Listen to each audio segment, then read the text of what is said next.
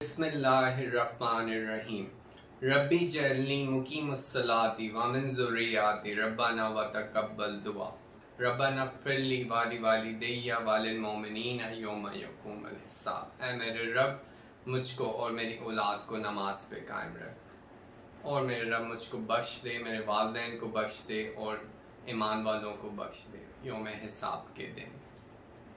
یہ دعا ہم ہر نماز میں پڑھتے ہیں، اور یہی دعا میری والدہ کی آخری نصیحت تھی مجھ کو۔ آج کا ہمارا ٹاپک ہے پاور آف دعا۔ دعا کیوں کرتے ہیں ہم، دعا کیوں ضروری ہے، اور ایک دوسرے کے لیے ہم دعا کر کے کیا حاصل کر سکتے ہیں۔ السلام علیکم۔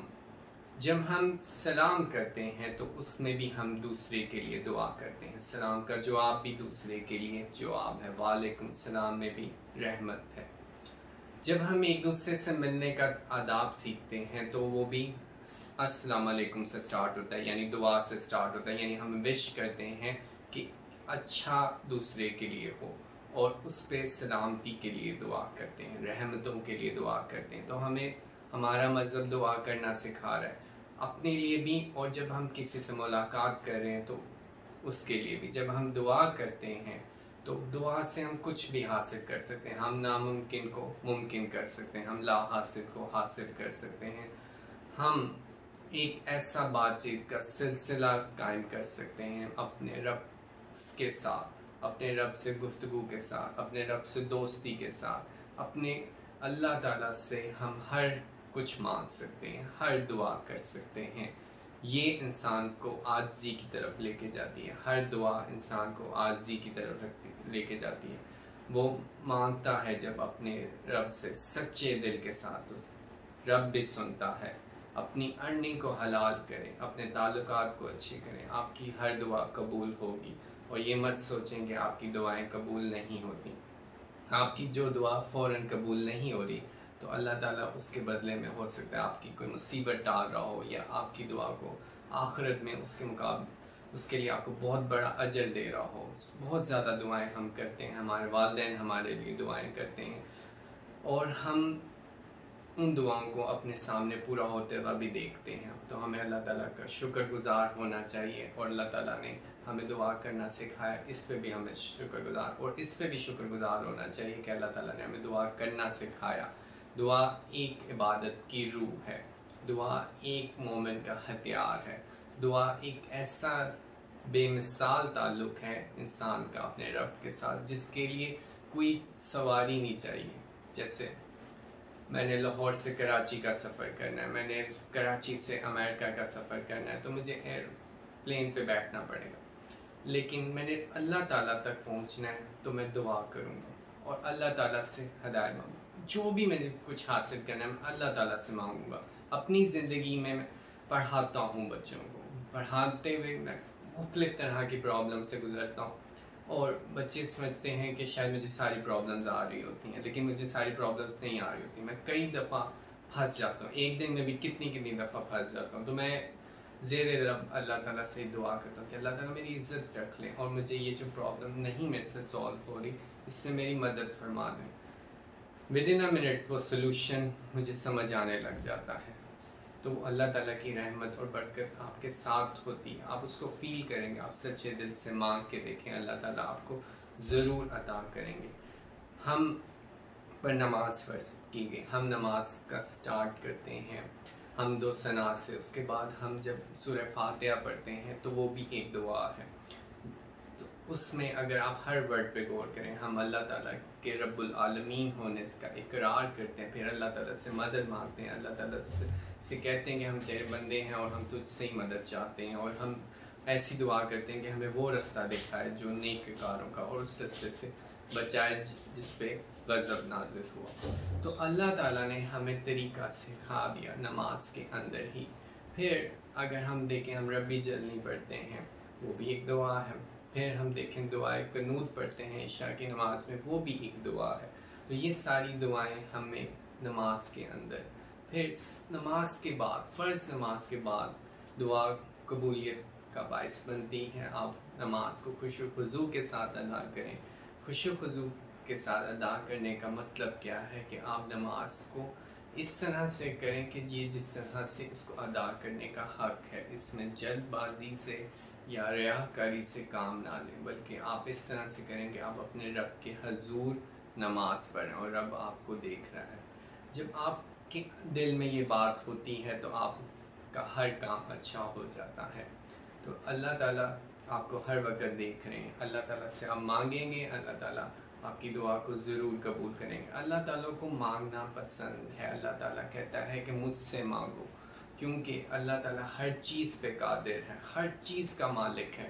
تو بس اللہ کے سامنے سر جھکاؤ، اللہ کے سامنے سجدہ کرو، اللہ کے سامنے اس طرف اس شدت کے ساتھ دعا کرو کہ آپ کی دعا فوراً سنی جائے، فوراً قبول ہو، اور اللہ تعالیٰ سے کبھی مایوسی مت دکھاؤ کہ آپ کی دعا فوراً قبول نہیں ہوئی تو یہ نہیں کہ میری دعا قبول نہیں ہوئی۔ آپ اپنی دعا کے ذریعے کہتے ہیں تقدیر کو بدل سکتے ہیں، تو دعا آپ کا ہتھیار ہے، دعا آپ کی ان اونچائیوں پہ آپ کو پہنچا سکتی ہے جن پہ آپ دیکھنا چاہتے ہیں۔ بس اپنی نیت کو صاف رکھیں، اچھے طریقے سے دعا کریں اور اللہ تعالیٰ کے حضور اپنا سر جھکائے رکھیں، یہی آپ کی کامیابی ہوگی، یہی آپ کو آگے کی طرف لے کے جائے گی۔ دعا کرنے کے کچھ آداب بھی ہیں۔ دعا کرنے سے پہلے آپ کو اللہ تعالیٰ کی حمد و ثنا کرنی چاہیے۔ ہمیں آپ صلی اللہ علیہ وسلم کی زندگی سے پتہ چلتا ہے کہ جو وہ اللہ تعالیٰ کے پیارے نبی، سب سے پیارے نبی، اور جب وہ اللہ تعالیٰ سے مانگتے تھے تو اللہ تعالیٰ کی تعریف بیان کرتے تھے، پھر اس کے بعد اللہ تعالیٰ کے ذکر کے بعد جو ہر حال میں ہر مومن کو ہر وقت اللہ تعالیٰ کی یاد بھی ہونی چاہیے اور اللہ تعالیٰ کا ذکر بھی ہونا چاہیے، اس کے بعد وہ اللہ تعالیٰ کے ذکر کے بعد اللہ تعالیٰ سے مانگتے تھے۔ ہمیں چاہیے کہ ہم درود پاک بھی پڑھیں اپنی دعا میں، شروع میں بھی پڑھیں، آغاز میں بھی پڑھیں، اور اللہ تعالیٰ کی حمد و ثنا بیان کرتے ہوئے دعا مانگیں، اور اس طرح سے کریں دعا کہ اللہ تعالیٰ اس دعا کو اگر ہمارے لیے بہتر ہے تو اس کو قبول فرما، اور اگر بہتر نہیں ہے تو اس کو اس بات سے بدل دے جو تجھے ہمارے لیے بہتر لگتی ہے، اور ہمیں اس کا صلہ عطا فرما۔ اللہ تعالیٰ آپ کی دعاؤں کو سنتے ہیں، اللہ تعالیٰ آپ کی دعاؤں کو کرنے کو پسند فرماتے ہیں، اور تو اللہ تعالیٰ اس کو قبول بھی فرمائیں گے۔ انبیاء کرام علیہ السلام کی ہم زندگی سے میں بے تعداد لاتعداد واقعات دیکھ سکتے ہیں جس میں انہوں نے اللہ تعالیٰ سے دعا مانگی اور اللہ تعالیٰ نے ان کی مدد بھیجی۔ غزوہ بدر میں اللہ تعالیٰ نے حضرت محمد صلی اللہ علیہ وسلم کی دعا کا فوراً جواب دیا اور فوراً سے ان کے پاس مدد آئی۔ اسی طرح سے سفر طائف میں جب حضرت محمد صلی اللہ علیہ وسلم نے دعا کی طائف والوں کے لیے، وہ بھی قبول ہوئی۔ تو ہم مشکل حالات سے گزرتے ہیں، تو مشکل حالات سے گزرنے کے بعد ہم گھبرا سکتے ہیں، تو اس گھبراہٹ کو ختم کرنے کے ایک ہی طریقہ ہے کہ ہم اللہ تعالیٰ سے دعا مانگیں۔ جب ہم اپنی زندگی میں کرائسس سے گزر رہے ہوتے ہیں، مصیبتوں سے گزر رہے ہوتے ہیں، تو ہم دیکھتے ہیں کہ ہم اللہ تعالیٰ کے قریب ہوتے جا رہے ہیں، تو اس کا مطلب ہے وہ کرائسس جو آیا تھا وہ آپ کی زندگی میں اچھی بات لانے کے لیے لایا تھا، تو وہ بھی ایک بلیسنگ آپ کے پاس بن جاتی ہے۔ لیکن جب آپ اس کرائسس سے نکل جائیں اور اللہ تعالیٰ کی رحمت سے ہی آپ نکلیں گے، تو تب بھی آپ اللہ تعالیٰ کے ذکر کو، اللہ تعالیٰ کی خوشنودی کو، اللہ تعالیٰ کی رضا میں اپنی خوشی ڈھونڈیں اور اللہ تعالیٰ سے شکر ادا کریں کہ اللہ تعالیٰ میری زندگی میں جو کچھ اچھا ہو رہا ہے وہ صرف آپ کی وجہ سے ہو رہا ہے، اور اس وقت بھی شکر گزاری کے سجدے آپ کے سے ادا ہوتے رہنے چاہیے۔ یہ آپ کا ایک ایسا سفر ہے جو نا ختم ہونے والا ہے۔ جب آپ بچپن میں ہوتے ہیں تو آپ اپنے والدین سے چھوٹی چھوٹی باتیں کر رہے ہوتے ہیں، آپ آہستہ آہستہ سیکھتے ہیں نماز۔ جب آپ نماز سیکھتے ہیں تو پھر آپ کو مانگنا آتا ہے اپنے رب سے جس نے آپ کو کریٹ کیا، پھر آپ کا یہ سلسلہ آپ کے قبر میں جانے تک آپ کا یہ سلسلہ چلتا رہتا ہے۔ تو مانگتے رہیں اللہ سے، صرف اللہ سے، کیونکہ تمام کائنات کا مالک اللہ تعالیٰ ہے، تو اسی سے رجوع کریں، اسی سے مانگیں۔ علم میں اضافے کی دعا بھی اللہ تعالیٰ سے ہی مانگی جاتی ہے، ربی زدنی علما، میرے علم میں اضافہ فرما۔ آپ کی ہر دعا قبول ہو جاتی ہے، بس آپ کو مانگنے کی ضرورت ہے، صحیح طرح سے مانگیں۔ حضرت یونس علیہ السلام کا واقعہ، مچھلی کے پیٹ میں وہ اللہ تعالیٰ سے مانگتے ہیں لا الہ الا انت سبحانک انی کنت من الظالمین، جس کو ہم آیت کریمہ بھی کہتے ہیں۔ یہ بھی ہم اکثر مصیبت کے وقت یا کوئی ہم پریشانی سے ہم نکلنا چاہ رہے ہیں تو ہم اس کو کرتے ہیں، کیونکہ ہمیں اس طرح کہا گیا کہ اگر اس کو پڑھا جائے گا تو اللہ تعالیٰ آپ کی دعا کو قبول فرمائیں گے، کیونکہ اللہ تعالیٰ نے یہ دعا خود حضرت یونس علیہ السلام کو سکھائی تھی۔ تو ہم وہ دعا بھی دیکھ سکتے ہیں جب حضرت آدم علیہ السلام کو جنت سے دنیا میں بھیجا گیا اور انہوں نے جب معافی مانگی تو اللہ تعالیٰ نے وہ معافی قبول فرمائی۔ تو یہ ساری دعائیں ہمیں یاد ہونی چاہیے، ہمیں ان کا زیادہ سے زیادہ ذکر کرنا چاہیے۔ اور دعا تو ایک آپ کا تعلق ہے، آپ خود اللہ تعالیٰ سے بات چیت کریں، آپ کا خود اللہ تعالیٰ سے ایک ڈائریکٹ رابطہ ہے۔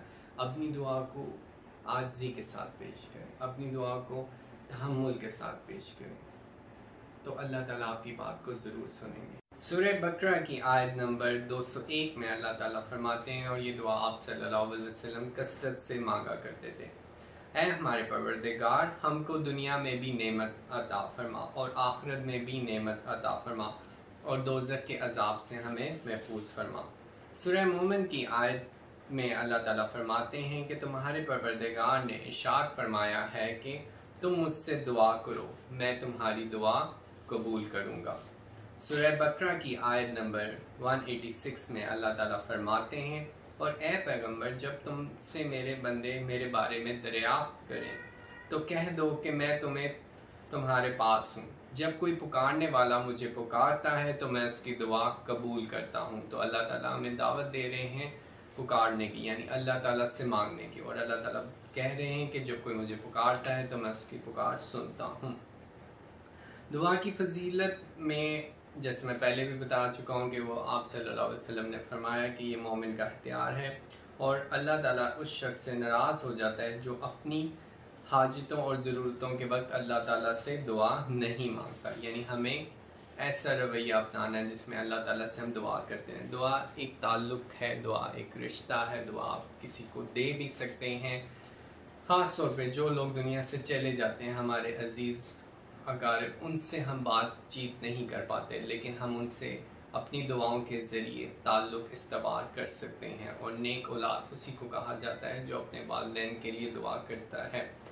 تو ہمیں چاہیے کہ جو ہمارے سے پیارے چلے گئے ہیں وہ اپنے لیے اب دعا نہیں کر سکتے، تو ہمیں چاہیے کہ ہم ان کے لیے ضرور دعا مانگتے رہیں، اور تمام مسلمانوں کو ایک دوسرے کے لیے بھی اچھی دعا کرنی چاہیے، اور ہمیں اسلام کو فروغ دینے کے لیے اور آپس میں پیار و محبت سے رہنے کے لیے اور آپس میں تعلقات اچھے استوار کرنے کے لیے، اور ان سب دعاؤں کو ہمیں کرنا چاہیے، اور اللہ تعالیٰ سے بلا جھجک مانگنا چاہیے، اور اپنی نیتوں میں خلوص رکھنا چاہیے، اور خالص ہو کے اللہ تعالیٰ سے دعا مانگنی چاہیے۔ اللہ تعالیٰ ہماری دعاؤں کو ضرور قبول فرمائے۔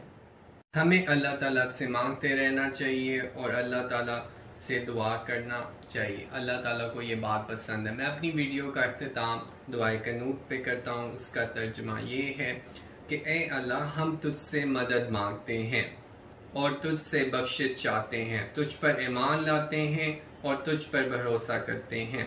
ہم تیری اچھی تعریف کرتے ہیں، تیرا شکر ادا کرتے ہیں اور تیری ناشکری نہیں کرتے، اور جو تیری نافرمانی کرے اس سے مکمل طور پر علیحدگی اختیار کرتے ہیں۔ اے اللہ، ہم تیری ہی عبادت کرتے ہیں اور تیرے لیے ہی نماز پڑھتے ہیں، تجھے ہی سجدہ کرتے ہیں، تیری ہی طرف دوڑتے ہیں اور حاضری دیتے ہیں۔ ہم تیری رحمت کے امیدوار ہیں اور تیرے عذاب سے ڈرتے ہیں، بے شک تیرا عذاب کافروں کو پہنچنے والا ہے۔